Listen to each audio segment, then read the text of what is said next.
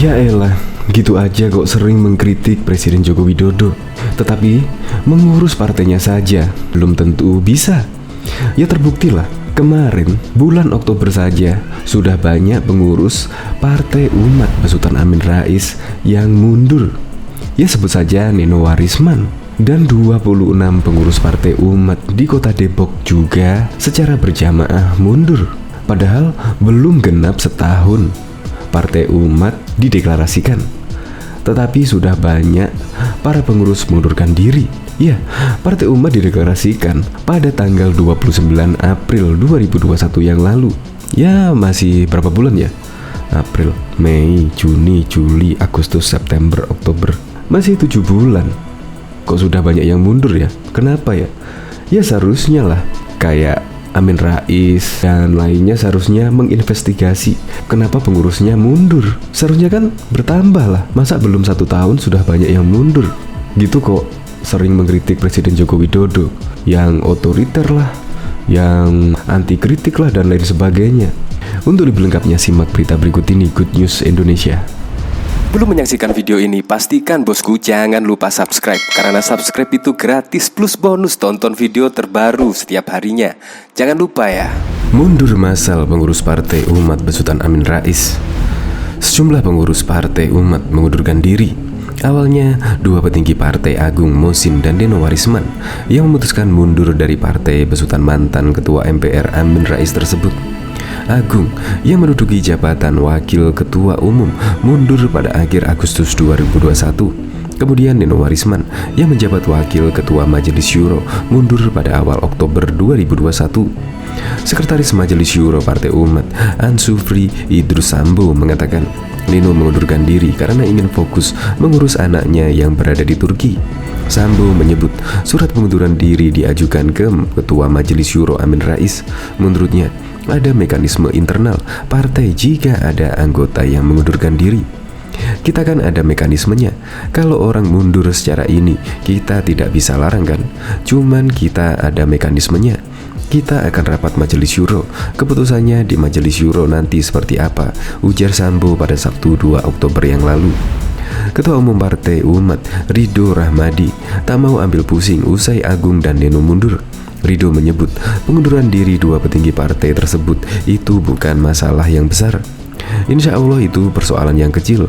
Ini bukan kami takabur, tapi insya Allah persoalan yang kecil, kata Ridho di kantor DPP Partai Umat Tebet, Jakarta Selatan pada Jumat 8 Oktober yang lalu. Ridho mengaku belum mengetahui apakah 2 kader tersebut akan kembali bergabung. Ia membantah tudingan yang menyebut bahwa Nino dan Mosin mundur sebagai upaya untuk mendongkrak elektabilitas atau popularitas partai. Menantu Amin Rais itu juga membantah ada perpecahan di tubuh Partai Umat atau kepentingan kader yang tidak terakomodir. Ia menegaskan partainya hingga saat ini masih solid. Settingan gitu maksudnya supaya kita lebih besar. Tidak, insya Allah kita pakai cara lebih halal, tidak pakai cara-cara agak sinetron begini, kata Ridho. Tak berselang lama, 26 pengurus Partai Umat Kota Depok, Jawa Barat mengundurkan diri, termasuk Wakil Ketua DPD Partai Umat Depok Syahrial San.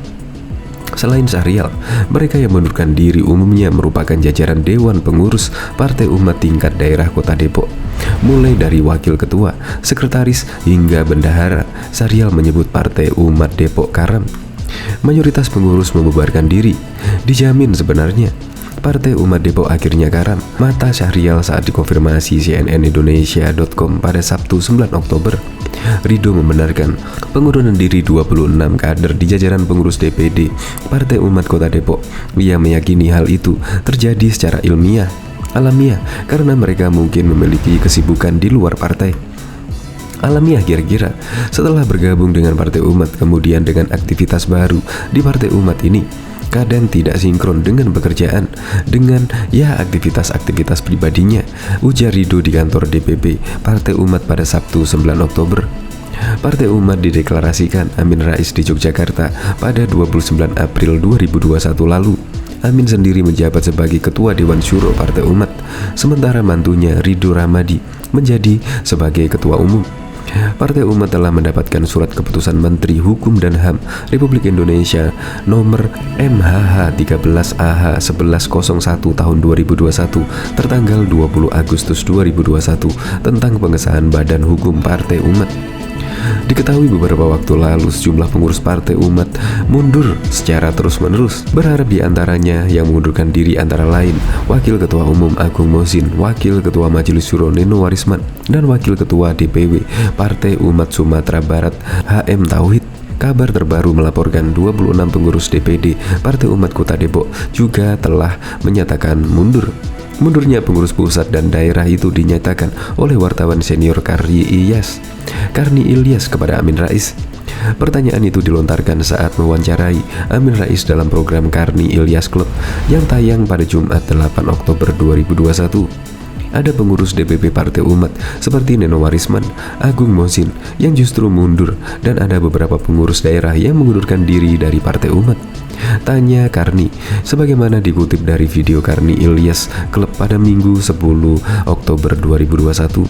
Amin Rais pun menjawab pertanyaan Karni Ilyas. Namun Amin tidak menjawab secara gamblang. Ia menyebut kasus mundurnya Neno Warisman sebagai sesuatu hal yang lain. Saya tahu anatominya sekarang ini, jadi memang kalau kasus Neno lain lagi, ujarnya. Adapun soal mundurnya Agung Mosin, Amin mengaku sudah menganalisa. Agung Mosin itu kita sudah memotret, sudah, katanya. Lebih lanjut, Amin tidak menjelaskan soal mundurnya para pengurus Partai Umat.